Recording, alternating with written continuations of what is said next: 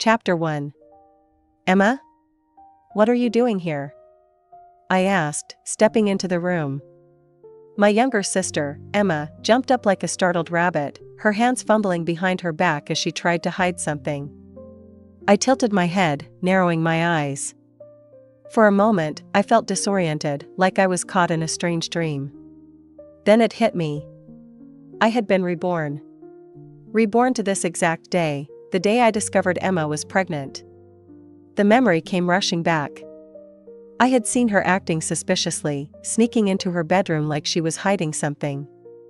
Curious and concerned, I had followed her, only to walk in on her like this, frantic, nervous, and clutching something she didn't want me to see. "Show me what you're hiding," I had demanded back then, my tone sharper than I'd intended. Emma had shaken her head furiously, refusing to hand it over. But I wasn't the kind of sister who gave up easily. After a tense struggle, I'd found it anyway, her pregnancy report. Emma was pregnant. At the time, it felt like my entire world had been turned upside down. And then our mother came home. That was the moment everything spiraled even further out of control. Our mother had always favored sons. She didn't have any herself, so she poured all her energy and money into her brothers, who were more than happy to take advantage of her generosity. Even Emma's and my money had been earmarked for their gambling debts. It was one of the reasons I'd refused to get married. I didn't want to give her the satisfaction of using me as a pawn in her schemes. But when she found out Emma was pregnant, her face lit up like she'd just won the lottery. Ignoring Emma's protests and tears, she forced her to marry the boy. She even threatened him with legal action, claiming Emma was underage, and left him with no choice but to pay a hefty wedding money and take her as his wife. The marriage was a disaster. The boy hated Emma from the start. He hadn't wanted her, and now that he was stuck with her, he made no effort to hide his resentment. Emma's dreams of a fairy tale romance quickly crumbled. Instead of love and devotion, she found herself trapped in a cold, loveless marriage. And while she carried his child, he spent his nights with other women, flaunting his affairs without a shred of remorse. The betrayal shattered her. Already fragile from the stress and disappointment, Emma broke down completely when she discovered his infidelity. Her emotions spiraled out of control, and she lost the baby. The miscarriage was the final blow. With the child gone, Emma's dream of a perfect life was reduced to ashes. She was left with nothing but anger, regret, and bitterness. And she turned it all on me. "This is your fault," she had screamed at me, her face twisted with fury. "If it weren't for you, I'd still have my perfect love, my perfect family. Why did you have to ruin everything? You're the one who should pay for this, with your life." Those were the last words she said before she pushed me off the rooftop. Now, standing in the same room, staring at Emma as she nervously tried to hide something from me, I felt an eerie sense of déjà vu. But this time, things were different.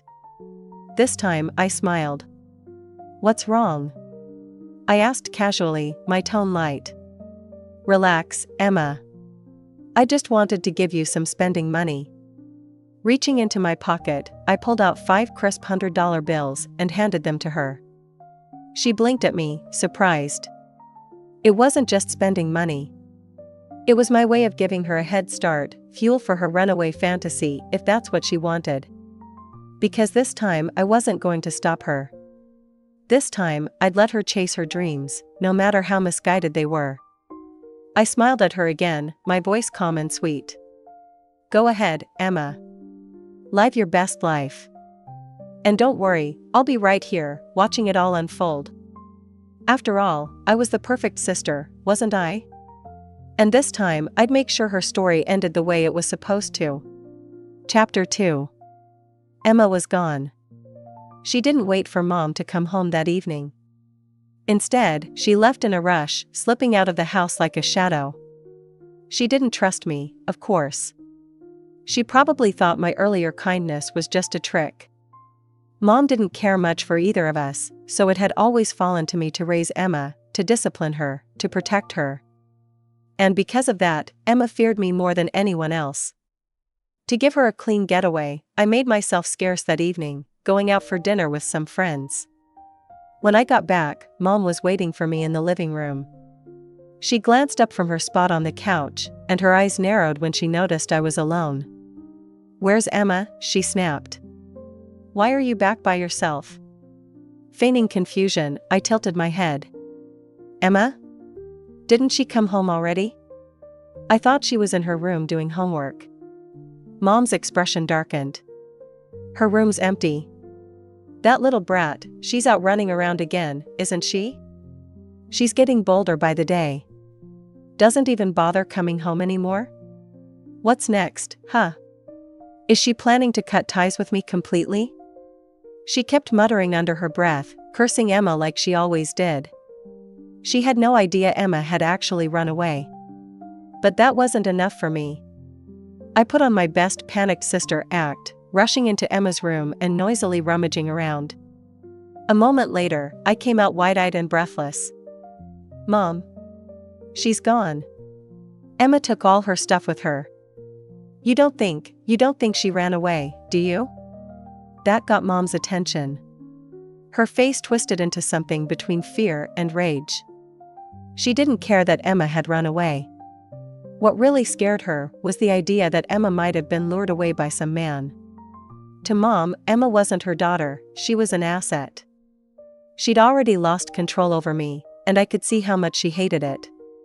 But Emma? Emma was still young, still gullible, and still easy to manipulate. And now, at the worst possible time, Emma had disappeared. Mom sprang into action like a woman possessed, grabbing her purse and heading straight to the police station to report Emma missing. But Emma had planned her escape well. Whether by luck or by design, she left no trace. Days passed, and the police turned up nothing, not a single clue about where she might have gone. It was as if she'd vanished into thin air. Mom's frustration boiled over. Her lips were cracked, her voice hoarse from shouting. She cursed Emma every chance she got. That ungrateful little brat. I worked my fingers to the bone raising her, and this is how she repays me? Running off with some lowlife, hiding out like a coward. She doesn't have any money, she's not even an adult yet. Where could she possibly go? And then, as if struck by a sudden thought, Mom froze mid-rant. Her eyes darted toward the wardrobe. She stormed over, yanked open the doors, and reached for her hidden stash of cash, the money she'd been saving up to buy Uncle a car. It was gone. The scream that came out of her was so loud I thought the neighbors might call the cops. That little thief. How could she do this to me? Do you know how hard I worked to save that money? Your poor uncle doesn't even have a car to get around, and now the money's gone. All of it. Emma took it all. Lily. She turned to me, her face contorted with desperation. What are we going to do? How are we supposed to fix this? Her priorities were crystal clear. Emma's safety didn't matter to her. Not even a little. All she cared about was the money, and how to replace it. I bit back a laugh and put on my best helpless face. You're right, Mom. How could she do something like this? She kept saying the school needed more money, so I spent all my salary helping her out. It still wasn't enough, so I even took out a loan to make sure she could stay in school. And now? Now she's run off with all the money. What am I supposed to do, Mom? I don't even have enough left to buy food. I let my voice crack just a little, my eyes welling up with fake tears. Chapter 3. Mom had handed Emma over to me years ago, washing her hands of any responsibility. She knew I was the one paying for everything Emma needed, and she was oddly proud of it. Raising a daughter without spending a dime? What a bargain. But Mom had no idea how expensive Emma really was. In her mind, raising kids meant giving them just enough food to keep them alive. School fees? Extracurriculars? Forget it. If the school wanted money, her solution was simple, just drop out. That was how she'd raised me. I'd never forgotten those years of scraping by, of watching other kids have what I could only dream of. That was why I worked so hard to give Emma a better life. I didn't want her to grow up feeling the same bitterness I did. But somewhere along the way, I overdid it. I'd spoiled her, protected her too much, and, in the process, turned her into someone who thought the world revolved around love and romance. Now, Mom was pacing the room, clutching her chest like she was about to collapse. She'd always assumed I'd saved up a fortune over the years. She'd been waiting for the right moment to threaten me into using that supposed fortune to buy Uncle a house. But when I told her I was broke, and worse, in debt, her face turned red with rage. In her fury, she sold off everything Emma had left behind. The clothes, the jewelry, the little luxuries I'd bought for her over the years, it was all gone. Most of it was high quality, and it fetched a good price. And for the first time in ages, Mom smiled. If she doesn't want to come home, fine. Let her stay gone. From this moment on, she doesn't exist. It's just the two of us now, Lily. We'll be just fine without her. And just like that, she started moving my things into Emma's old room. Our house wasn't big, just 2 small bedrooms. Emma and I used to share one when we were kids, but as she got older, she demanded her own space. She refused to share with me, so I moved in with Mom instead. Mom didn't care much, but if she had a favorite, it was Emma. She'd always had a soft spot for the younger one. Now, with Emma gone, Mom's attitude toward me had shifted. Suddenly, she was acting like she cared. Lily, come eat something, she said, pushing a plate toward me. Here, have some meat. You're so thin. You've been working too hard, you need to take care of yourself. I stared at the chunk of fatty meat she'd plopped into my bowl and forced a smile. I picked it up with my chopsticks and tucked it into the farthest corner of the bowl, untouched. I hated fatty meat. Mom kept piling food onto my plate, fawning over me, pretending to be a doting parent. I didn't react. I wasn't stupid. She didn't suddenly care about me. She'd just shifted gears. Emma was gone, and with her, the wedding money Mom had been counting on to pay off Uncle's gambling debts. Now, I was the backup plan. She was trying to butter me up, to get me on her side, so she could sell me off to the highest bidder. But I wasn't falling for it. I went through the motions, eating, chatting, pretending nothing was wrong, and ignored her unsubtle comments about finding me a good man or a stable future. When it became clear I wasn't playing along, Mom's patience ran out. She dropped the act and sat there in silence, sulking as she angrily shoveled food into her mouth. For a moment, I thought that was the end of it, that she'd give up, at least for now. But I was wrong. The nightmare was just beginning. It started as a wave of exhaustion. At first, I didn't think much of it. I'd been working long hours, and I figured the fatigue was finally catching up to me. I excused myself, went to my room, and collapsed into bed. But not long after, I heard the faint sound of the doorknob turning. Click. My heart jolted. I'd locked the door before lying down for safety. If it was Mom, why wouldn't she just knock? Why would she try to unlock the door in the middle of the night? A chill ran through me, and I tried to sit up, but I couldn't. My body felt heavy, my head foggy. It was like I was sinking into quicksand. My limbs refused to move, no matter how hard I tried. That's when it hit me. The food. Mom had drugged me. Chapter 4. Rage and despair simmered inside me. How could I have been so careless? The thrill of my rebirth had blinded me to the truth I already knew too well: my mother was as heartless. Did I really think she'd care about me now? Thankfully, I'd had the presence of mind to grab my phone before locking myself in the room. My fingers fumbled, but I managed to call the police. The sound of my voice must have tipped them off. The person outside, who had been quietly working on the lock, suddenly gave up on subtlety. The metallic click-click was replaced by loud, heavy bangs. They were trying to break the door down. Fear shot through me like ice water. My head was spinning, my body sluggish and heavy from whatever drug Mom had slipped into my food. No matter how hard I willed myself to wake up, my limbs refused to cooperate. I tried to push the wardrobe against the door, desperate to create some kind of barricade. But my muscles were too weak, trembling with every movement. The furniture didn't budge. And then, with one last deafening crash, the door burst open. A man rushed in, his face twisted with purpose. I couldn't fight him, not directly, but I wasn't going down without a fight. Summoning what little strength I had left, I grabbed the blanket from my bed and flung it at him, covering his head. My hand brushed against something on the floor, Emma's lighter. She'd hidden it under the bed back when she was sneaking cigarettes, and now it was my lifeline. I flicked it on. The flame caught instantly, and I pressed it to the edge of the blanket. The fabric, already soaked with alcohol from one of Emma's secret bottles, went up in flames with a loud whoosh. The fire spread across the blanket in seconds, and the man screamed, staggering back, clawing at the burning fabric. Mom bolted into the room, her face a mix of panic and fury. She wasn't here to save me. She was here to save him. She didn't hesitate, rushing toward him to help beat out the flames.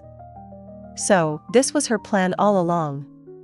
She'd been standing outside, keeping watch while he came for me. The fire gave me a sliver of time. Crawling on my hands and knees, I dragged myself to the window and pulled it open. The safety bars outside stopped me from falling, but they also trapped me. I couldn't escape, but I could make sure they couldn't drag me back inside. Using a strip of cloth, I tied myself tightly to the bars, securing my body against the metal. Then I screamed. "Help! Somebody help me!" But the drugs had weakened me. My voice was hoarse and barely above a whisper. What I thought was a desperate cry for help probably sounded to the world like the faint mewling of a cat. Still, I clung to the bars, refusing to let go. Mom and the man were frantic now, pulling at me, trying to drag me back inside. But the cloth held firm, and they couldn't budge me. Realizing I wasn't coming loose, Mom ran off to find scissors, yelling something incoherent as she searched. By now, the commotion had drawn attention. Neighbors gathered outside, whispering and pointing. Some of them recognized me. "Isn't that Lily? What's going on?" They knocked on the door, demanding answers, but Mom ignored them. She was too focused on trying to salvage her plan, too determined to see this through. I was fading fast. My grip on the bars weakened, my vision blurred, and my thoughts grew hazy. The police had arrived. When I woke up, I was in a hospital bed. I learned later that the officers had broken down the door, pulling me out just in time. Mom and the man were arrested and handcuffed on the spot. But of course, Mom denied everything. "What do you mean, rape?" she screamed during the interrogation, her voice shrill and indignant. "They're engaged. They're in love. She's going to marry him. I'm her mother, why would I lie about this?" The man eagerly backed her up. "Exactly. I already gave her the wedding money, $50,000. She's my fiancé. How can it be rape if it's my own wife?" The officers looked at them, clearly exasperated. "But it's obvious she didn't consent," one of them said, trying to keep calm. "That makes it rape, no matter what you call it." Mom slapped her thigh, her voice rising even louder. "Consent? The drug she took, she swallowed it herself. If she didn't want this, why would she take something to get in the mood? Girls these days are just shy, that's all. Don't listen to her nonsense. I'm her mother. Would I ever hurt her?" I was so furious I couldn't even speak. In the end, it didn't matter. Without solid evidence or witnesses to prove the man's intent, the case fell apart. The drugs in my food? That was on Mom. She was sentenced for it, but the damage was done. Her actions stained my reputation. Even after her punishment, I would carry her mistakes with me for the rest of my life. At the advice of the police, I chose not to pursue the case any further. Chapter 5. After that, I didn't even dare go home. I hid at work, convincing myself it was safer there. But the truth was, I couldn't shake the fear that my mother might show up at any moment. She knew where I worked, after all. The anxiety became unbearable. I quit my job, packed up my things, and left town with nothing but my last paycheck. As for my savings, most of it was already gone. Half had been spent on Emma, her school fees, her clothes, her endless needs. The rest? My mother had taken it. That had been her condition for not forcing me into marriage. "You don't want to get married?" "Fine," she'd said, her voice dripping with contempt. "But if you're not marrying, then you don't need to support a family. What's the point of all that money? Just bring it home and hand it over to me." A good daughter knows how to show respect. At the time, I'd stayed for Emma. I couldn't abandon her, not when she was still stuck in that hellish house. She was too young, too helpless, I couldn't leave her behind. I fought tooth and nail to keep half my paycheck for her expenses. When that wasn't enough, I took out loans to cover her tuition. I lived on scraps, handing the rest of my earnings to my mother every month just to keep the fragile peace. All the while, I was waiting for the right moment to leave and take Emma with me. But Emma didn't care about the plans I'd made for her. Now that she was gone, I was finally free. With no one to hold me back, I could leave that miserable little town behind and chase something bigger, something better. My skills could take me to a big city, where opportunities were endless. This time, I left without hesitation. No goodbyes, no trail for my mother to follow. And because I was an adult, there was nothing she could do. She couldn't report me missing, couldn't send the police after me the way she had for Emma. For once, she was completely powerless. But she still had one problem, the dowry. She'd already taken the money from the groom's family, and now she needed a daughter to deliver on that promise. If I wasn't available, she'd just go after Emma instead. My mother searched everywhere for her, turning over every stone. With the police's help, she eventually found her. Emma's situation was worse than I could have imagined. She'd been kidnapped. At first, she'd simply been running, pregnant and desperate to stay hidden from our mother. She couldn't stay in hotels or take trains, afraid of being caught. Instead, she wandered the streets, sleeping in parks and hiding in corners, hoping to disappear. But Emma was too beautiful to blend in. Her delicate face and soft features made her stand out, even when she tried to stay invisible. It didn't take long for someone to notice her. That night, an old man approached her in the park. He told her she reminded him of his granddaughter and said he couldn't bear to see her so pitiful. "Come home with me," he said. "I'll take care of you like my own family." Emma, scared and with nowhere else to go, accepted. But the old man had no intention of treating her like a granddaughter. He wanted her as a wife. When he tried to force her, Emma fought back with everything she had. But he refused to let her go. Instead, he locked her up, determined to keep her. The only thing that saved her was the baby.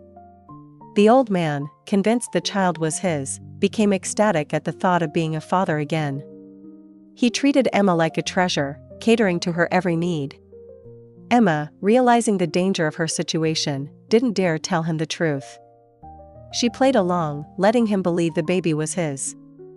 Her plan was simple: wait until the baby was born, and then escape. But my mother found her before she could carry out her plan. The old man had taken Emma to the hospital when she went into labor, excitedly bragging about his son to the nurses. That's when my mother and the police arrived. By the time they got there, chaos had already erupted. Emma was in the middle of a shouting match with the old man. "This is my son," the man roared, his face flushed with anger. "You can't take him away. You're my wife. Where are you trying to run off with my child?" Emma, holding the baby protectively against her chest, didn't back down. "Your son? Are you out of your mind? This child has nothing to do with you. You think I'd have a kid with someone like you? Look at yourself. You're ancient. You couldn't father a child even if you tried." The old man's face twisted with fury. "You little," he spat, raising his hand to strike her. Emma stumbled back, clutching the baby tighter. Her voice cracked as she screamed for help. The hospital erupted into chaos. Nurses and patients scrambled to get out of the way as Emma ran down the hallway, the old man close behind her. In the end, it was the hospital security guards who stepped in, tackling the man before he could reach her. Chapter 6. When Mom arrived, she was greeted by a chaotic scene. Her face turned cold as she snatched Emma's child and thrust him into Mr. Johnson's arms. "Take your child and leave immediately. What are you staring at? Come home with me. How did I raise such a troublesome daughter? You're so young, and yet you got yourself pregnant. I worked hard to feed and clothe you, and this is how you repay me?" Though her words seemed to be for Emma's good, her heart was filled with curses. She had painstakingly raised her daughter, hoping to marry her off for a good price. How could she let someone ruin her like this? How could she sell her now? Emma was defiant. "My child is mine and my boyfriend's, not his. If you don't believe me, get a paternity test." Emma refused to leave, and Mr. Johnson didn't want to lose his precious son either, so they called the police. The police, of course, were impartial. They conducted a paternity test between Mr. Johnson and the child. The results showed that the child was indeed not his. Mom then pressured Emma for information about her boyfriend. Now that the child was born and Emma's plan to run away with the baby was complete, she was willing to talk. Based on Emma's description, the police summoned the man for a paternity test. The man arrived, looking bewildered. "Impossible. We broke up a long time ago. I'm married now. How could this be my child?" Emma was shocked. "You're married? How could you get married? Didn't you say I was your true love? How could you marry another woman?" The man looked at Emma several times but couldn't remember who she was. "Lucy? Lucy? I'm Emma. Emma." The man's confused eyes pierced Emma's heart. Emma lunged at the man, hitting him. "You said you loved me the most.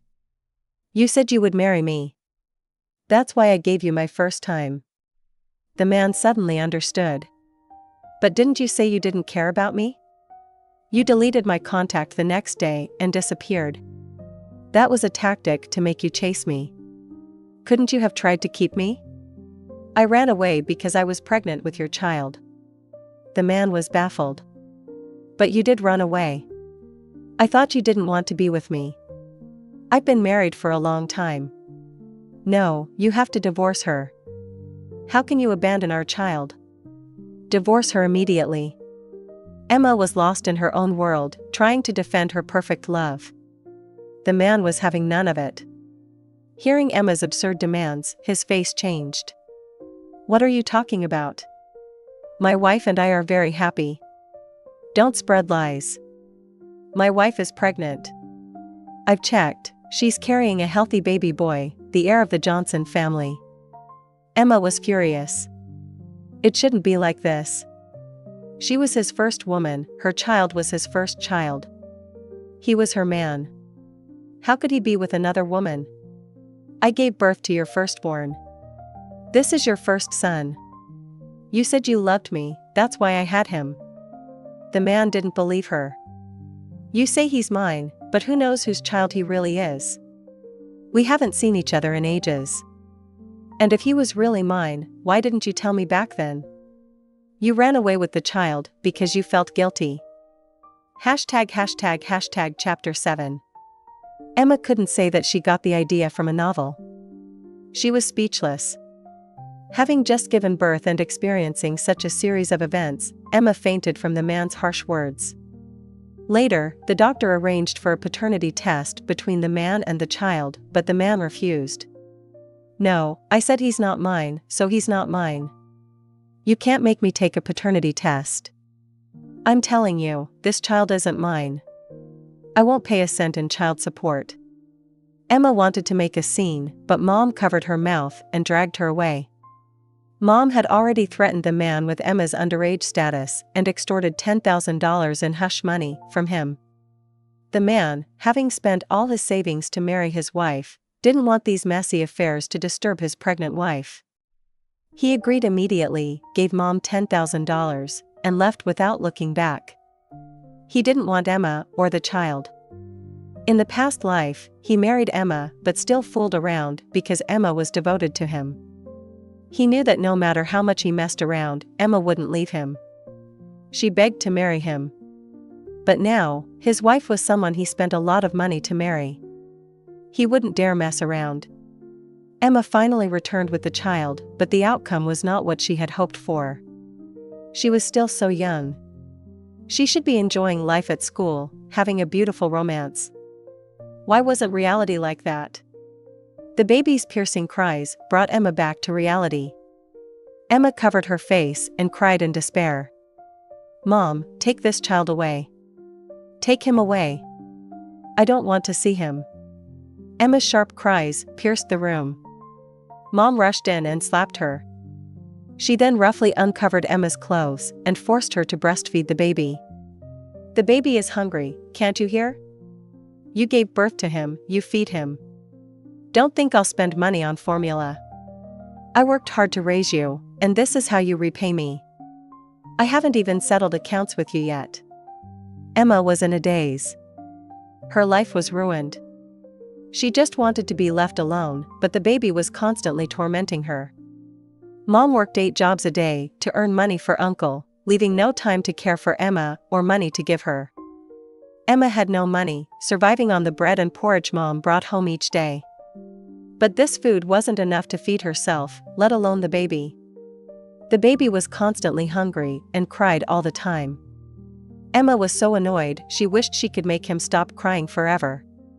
Every day, Mom came home after a long day to find the baby covered in filth and Emma sitting on the bed, lost in thought. Mom was fed up. She couldn't wait to arrange a better future for Emma, but the baby had to go. Luckily, the baby was a boy, and there were many people eager to adopt boys. Seeing that Emma didn't want the baby, Mom subtly suggested finding another home for him. Emma had no attachment to the baby. She only had him for her so-called beautiful love. Hearing she could get rid of the burden, she agreed immediately. Chapter 8. Mom arranged for the baby to be taken to a new home. Since he was a boy, he fetched a good price. Mom was overjoyed, one step closer to paying off Uncle's debts. Now, all that was left was Emma's future. Mom contacted the man who had paid the bride price and told him Emma was back. Though Emma had given birth, she was still young and would recover quickly. The man was thrilled to get such a beautiful young girl and agreed to switch the marriage arrangement from me to Emma. Mom, fearing Emma might run away again, took advantage of Emma's dazed state and had the man take her away under the pretense of a walk. The man, also wary of a repeat of last time, locked Emma up at home. Emma didn't see the light of day again until she was giving birth. Emma was pregnant again. The man, much older, had no children and desperately wanted a son. But Emma, having just given birth, was too weak to conceive again. The man didn't care. He forced herbal remedies down Emma's throat to make her conceive. Emma struggled and tried to escape, but she was too young and small to fight off a burly man. Locked up at home, she couldn't even step outside. Maybe the strange medicines worked, or maybe it was something else, but Emma did get pregnant. The man, fearing she might run away, didn't let her go for prenatal checkups. When it was time to give birth, she delivered a child with ambiguous characteristics. The doctor explained that the herbal remedies Emma took during pregnancy caused the originally female fetus to develop both male and female characteristics, resulting in an ambiguous child. Though the child appeared ambiguous, she was essentially female and could undergo surgery to correct it when she grew up. So, he's not a son? He can't carry on my family name? The man, initially delighted with the child, was stunned by the doctor's words and threw the baby aside. The baby cried loudly from the fall, but neither parent comforted her. The doctor, having seen many such cases, was unfazed. Technically, yes. If you want to keep the male characteristics, you can, but the child won't be able to reproduce. If she can't carry on the family name, what's the point? I'm not spending money on her treatment. The man, furious, dragged Emma off the bed and tried to take her away, ignoring the baby left in the hospital room. Emma, weak from childbirth, screamed in pain as she was dragged across the floor. "Help! He's a human trafficker. I was forced to have this baby. Help me!" Emma had had enough of this miserable life. She was young, not stupid. She didn't want to spend her life with this violent man. Mom took the money, and she suffered. She wasn't going to put up with it. The medical staff, initially reluctant to intervene in a family dispute, called the police, fearing something serious. The man, red with anger, shouted, "I paid the bride price. She had my child. Now you want to run? Dream on. I'll beat you to death." Chapter 9. The man beat Emma mercilessly, and the medical staff couldn't hold him back. By the time the police arrived, Emma was writhing on the floor. Since Emma was underage and not legally married to the man, the police quickly rescued her. The man, unable to take Emma, demanded the bride price back. The police arrested him for assault and other charges. Emma escaped but had nowhere to go, so she was sent back to Mom's house. The outcome was predictable. Mom would try to arrange another future for Emma. Emma knew this and had no choice but to pin her hopes on me. "Sister, please help me. Let me go to school. I'll study hard and repay you."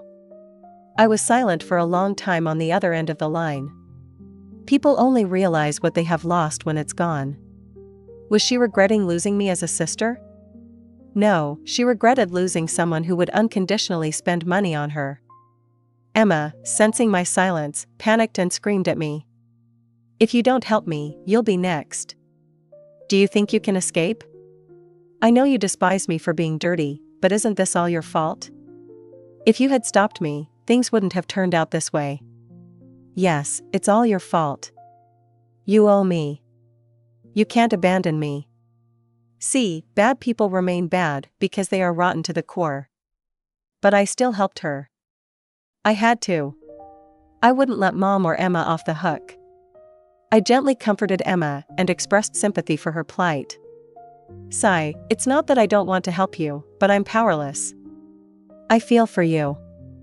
How could Mom be so heartless? She sold your first child, and who knows if this one will survive. That's illegal. I'm too scared to go back." Yes, illegal, illegal. Emma seemed to grasp something. The next time I heard about Mom, she had been arrested for illegal activities. Mom was furious, not expecting her own child to betray her. Terrified, she begged Uncle to use the money she gave him to pull some strings and save her. After all, she had given him all the money from her activities, a total of $70,000. Uncle refused, saying not a penny was left. Mom owed him the money as her brother. Once given, it was his. There was no taking it back. As for Mom being imprisoned, she deserved it for breaking the law. It had nothing to do with him. Chapter 10. In her time of need, Uncle showed his true colors, speaking with disdain. "This is your karma. Who knew you would break the law for money? Don't call yourself my sister and ruin my reputation." Mom was bewildered and incredulous. "George, didn't you say you loved me the most? Didn't you say you'd take care of me for the rest of my life? If not for you, would I be so isolated?" Uncle George's response was, "Your choices have nothing to do with me. Don't bother me again." Mom regretted it, regretting giving all the money to Uncle, regretting not treating us sisters well. We wouldn't see her as a real mother, wouldn't give her money or help her. Uncle refused to help, and Mom was sentenced. In court, Mom cried and begged for our forgiveness, hoping we would visit her. But it was too late. Emma stood in the plaintiff's seat, full of disgust, and I didn't even attend. Emma thought she could finally have a good life, but reality hit her hard. The police handed the child with ambiguous characteristics to Emma. The child's father was in prison, so the mother had to raise her. Emma was struck by lightning. Emma had escaped Mom and the old man, but now she had to raise the child alone. The child, born different, was weak and cried all the time, more than the first child. Emma's head was about to explode. She didn't want to care for a normal baby, let alone a difficult one. And because of Emma's actions against the old man, his family refused to pay any child support. Mom's assets were taken by Uncle, leaving the family destitute. Emma wanted to work, but the child kept her tied down. Emma was starving, full of resentment toward the unexpected child. Emma, still young, couldn't bear it. In a fit of rage, she made a terrible decision. Emma thought it was no big deal. She wouldn't be sentenced, because she wasn't 18 yet. But she had read too little. 16 was the age of criminal responsibility. And she had just turned 16. Emma was arrested. As she was taken away, she called me, shouting, "It wasn't supposed to be like this. Why didn't you save me this time? Why?" I didn't respond and hung up. It had nothing to do with me anymore. Everyone got what they deserved. And I was ready to start a new life.